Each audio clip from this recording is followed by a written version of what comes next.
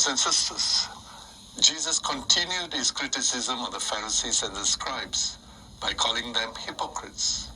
Besides calling them hypocrites, he also compared them to whitewashed tombs, because the tombs looked beautiful on the outside, but deep within, they were nothing but bones and filth.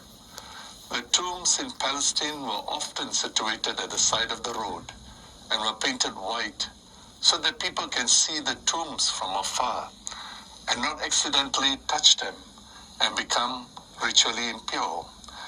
The scribes and Pharisees were religiously good, but they had a hard time with Jesus, accused them of being hypocritical and evil, because their external observances did not match their inner reality of minds and hearts. They put on a mask like the hypocrites, but their hearts were only set on seeking honor, admiration, and favors from the people. Sadly, they neglected their responsibility to the poor and weak, and did not tolerate anyone who opposed their idea of religion. Ironically, Jesus became a thorn in their flesh, who was not afraid to make such critical and public remarks about the Pharisees and scribes. The religious leaders had also great admiration for the prophets in the times of their ancestors and built tombs in their honor.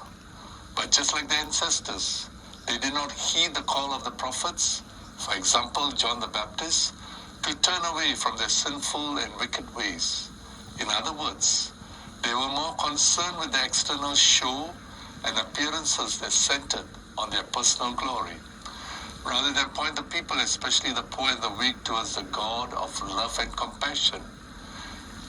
The sad reality is that all of us have a Pharisee within us.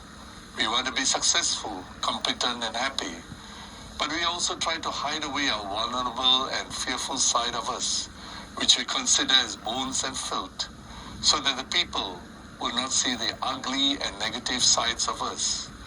The point here is that God always looks at the depths of our hearts, because the heart always reveals the true intention and attitudes that form the way we think of others and treat them with respect.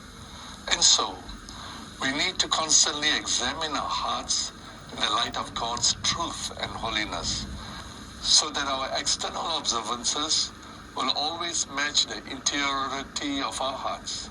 Simply put, those who listen to us and observe us will be able to see the authenticity in the manner we live and witness our lives as God's beloved and His disciples.